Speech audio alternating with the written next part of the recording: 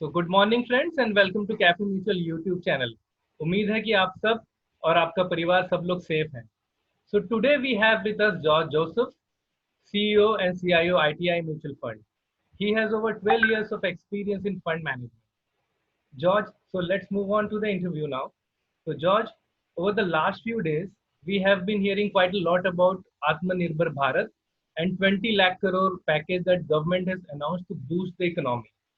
So in fact, we have been getting jokes like 20 lakh crores में कितने zero हैं, and Atmanirbhar Bharat is simply that government is trying to save the people that तू तेरा देख ले, right? So I would like to understand that how do you read this stimulus package? I mean, impact of this stimulus package on the Indian economy. Hi, Prashant. Good morning, and good morning to all the viewers. First and foremost, when we look at this 20 lakh crore package, which the government has come up with, it has come up after the COVID-19 impact clearly known. So there was a lot of expectations with regard to fiscal stimulus as well as monetary stimulus. Fiscal stimulus in the sense, government giving money into the hands of people so that, the demand can kick off very fast. When you look at the package, the importance towards fiscal stimulus is very less, which is required for the demand to kick in. And if you look at the total spending on fiscal side is only 2.5 lakh crores out of the 20 lakh crores. For a lot of liquidity measures government has initiated, but liquidity doesn't mean anything unless otherwise there is a significant demand generated. So if the demand is not there, why would you take loan and manufacture that product? So that is the situation. But anyways, the MSME segment has been given 3 lakh crores credit guarantee, which is very good. The MNREGA has been increased by 40,000 crores, which is fantastic, because that all will be very beneficial for the economy. But overall, when I look at it, it is too less compared to what was expected, and more is required. Like what we saw in the case of US and Europe and other countries, or China for that matter, their fiscal stimulus has been significant. It's expected. For in my mind, it is too short of the expectation of the industry as well as mine as well. So what could be the stimulus package that would have boosted the economy according to you, George? So when you look at today, there is no balance of payment crisis, current account surplus situation we are facing because oil price have corrected. So there is no specific issue with regard to balance of payment, but the issue is with regard to the demand, right? There is COVID-19, almost 130 crore people were sitting at home, and it has created a lot of havoc in various industries. And those results will be visible in the next coming quarters.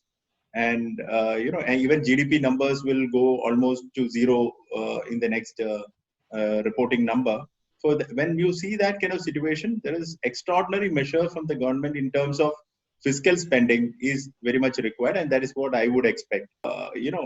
Specifically, we needed targeted money, DBT or something of that sort, going into the hands of people who are needy, or going into the industries or MSMEs which are needy, is what was the need of the hour. And if it had been done like 3 lakh crore package given to MSME segment instead of credit guarantee given as a free money to MSME segment, whoever has got impacted, then it would have created demand automatically, and or given another 2 lakh crores to the public, whoever has the bottom of the pyramid, if you had given, then that would have created the demand, and then the cycle starts. So that is not what has happened. So I am very much disappointed with the. Okay.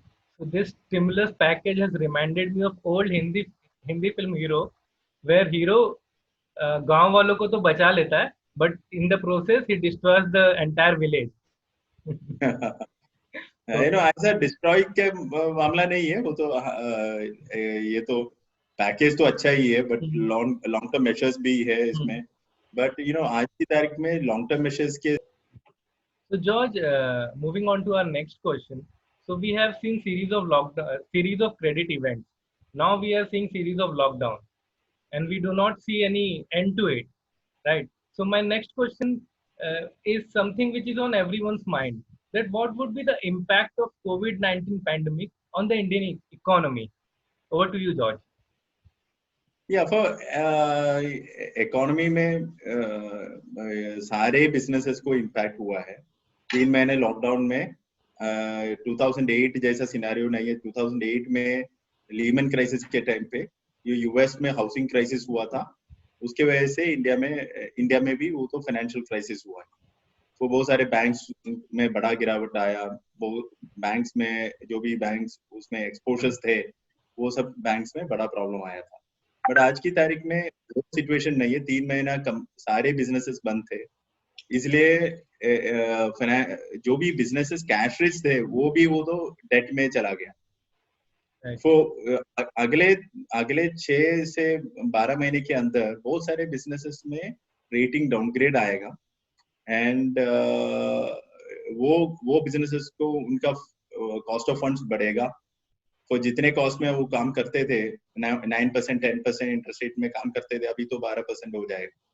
तो उसका cost में impact आ जाएगा and also demand उतना है नहीं वो तो पहले जितना था बहुत सारे जॉब कट्स हुए एंड बहुत सारे लोग गांव चले गए एंड वो सिटीज में काम करते थे तो सारे इकोनॉमी में बहुत सारे प्रॉब्लम्स फाइनेंशियल प्रॉब्लम डेफिनेटली है फिर मेरा मानना है कि ये रिटेल लोन्स में बहुत सारे प्रॉब्लम्स हो सकता है जितने बैंकिंग सेक्टर देखोगे 40% वेटेज के करीब बैंकिंग सेक्टर का वेटेज अभी भी है 36 to 37% वेटेज पहले तो 45% तक था 30% 35% मार्केट पहले गिरा हुआ है उसके बाद थोड़ा रिकवर हो गया अभी तो 20% पिछले 40% गिरा उसमें से 20% ऊपर आ गया बट मेरा व्यू है कि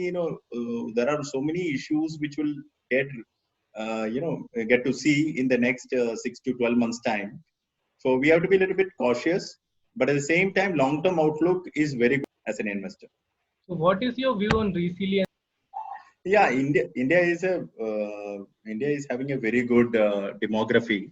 If you look at it, India has the best demography in the world. The median age of Indians is around 29 years. 65% of the population is below 35 years. So there is a lot of good young workforce in the country, which is the biggest advantage India has. And secondly, it's an English-speaking population who is coming out of college. They are English-speaking population. And secondly, you look at the interest rates are 10-year GSEC is around 6%, inflation is around 6%. This kind of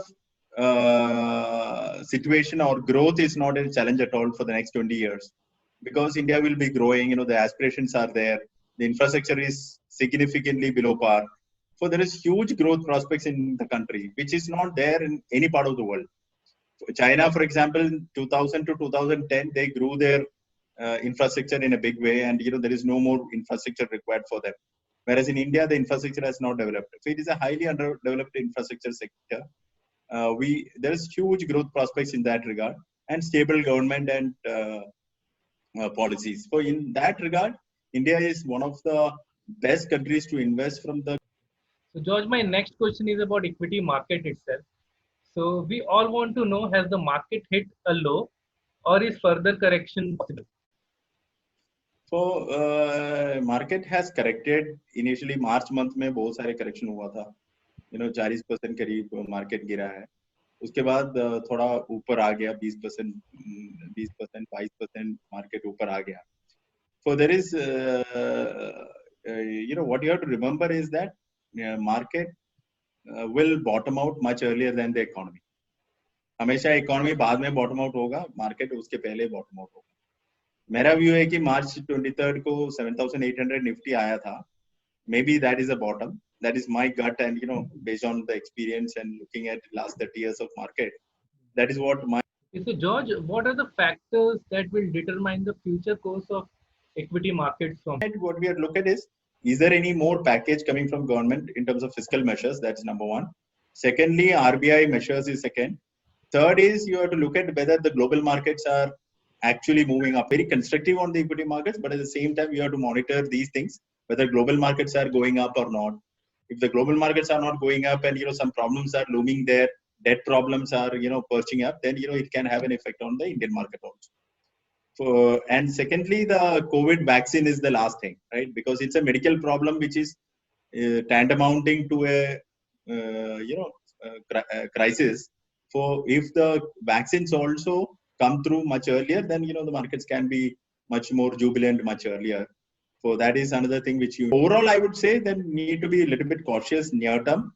You do a staggered investments over the period of next 6 to 12 months.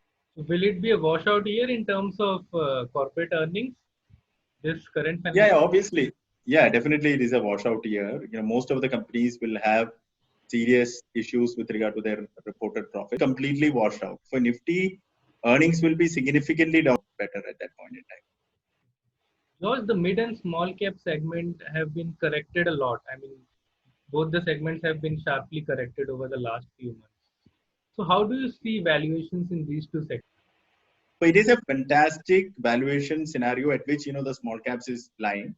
So in all our fact sheets since October 19, we have been saying that small cap is a segment which will give you the maximum return on 1 year, 2 year, 3 year basis, or 5 year basis.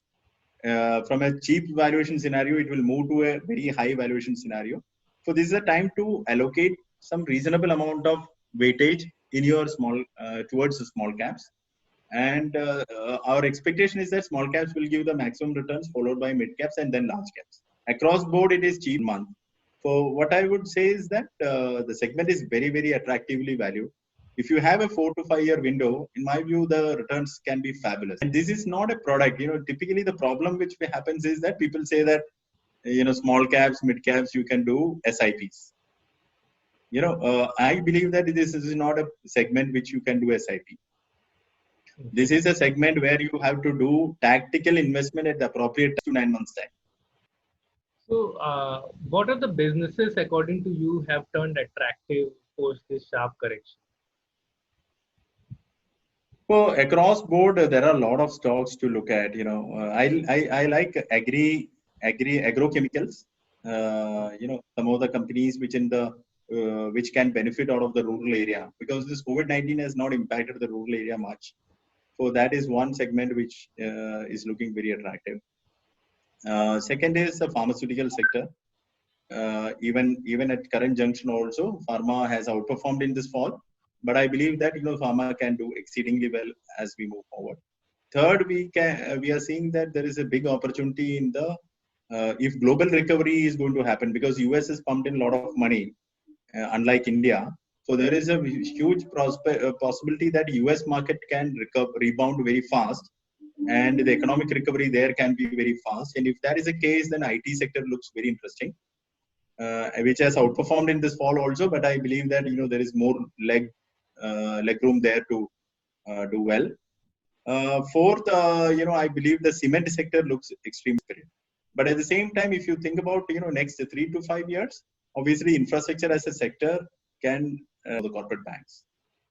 So, George, what would be the impact of labor migration on, especially on agri and cement and infra space? Because a lot of these people have been employed in this space, these businesses. All right.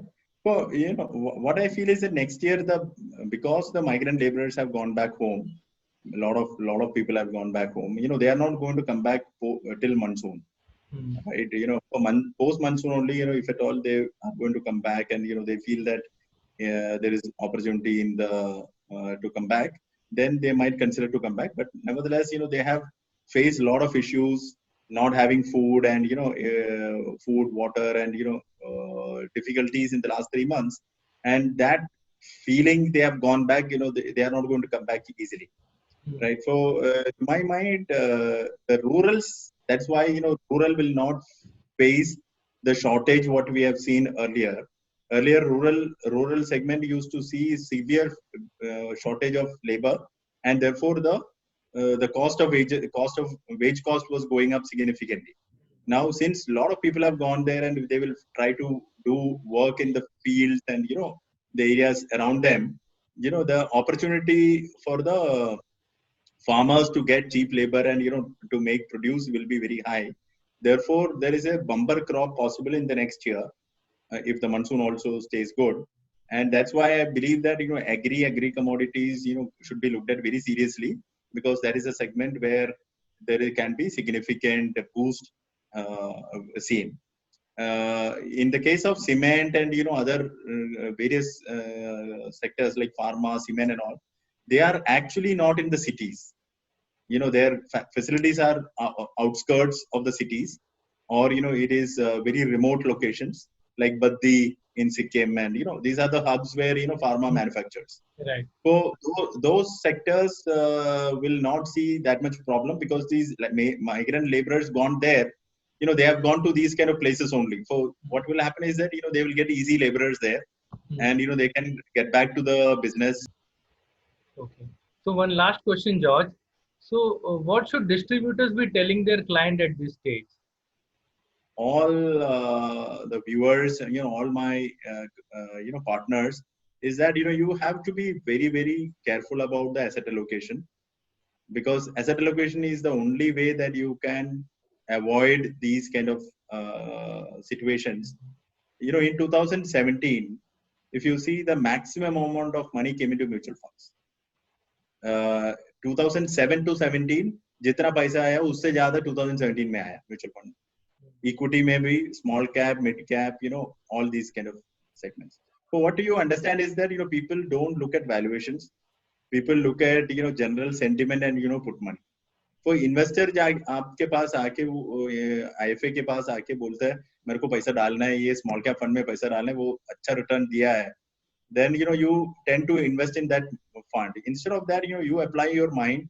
You tell them that, boss, this is not the time to put money into a small cap fund. 2017 looks like a very, very expensive valuation scenario. So that maturity is required from the IFA. Not worried much about the brokerage what you get. You more worried about the investor interest if you take into consideration. Itna paisa nahi aana chahiye. It's much more attractive, and I believe that there is a significant requirement for IFA to be there in the as an intermediary. People think that it is not required. Direct channel mein ja sakte hain, but I think that to handhold the investor, IFA is a very, very important element. And we believe that we want to work with only IFAs and very closely with IFAs, and that is the view IDA Mutual Fund has, and that is what we will. Thank you so much, George, for your valuable time and valuable insight. Thank you, Prashant. Yeah. Thank you, Prashant. Nice talking to you. Yeah. And thank you so much to all of my viewers who have supported us, all through the last 1 year. Okay. Thank you. Thank you. Okay. Thank you. Bye. Bye-bye.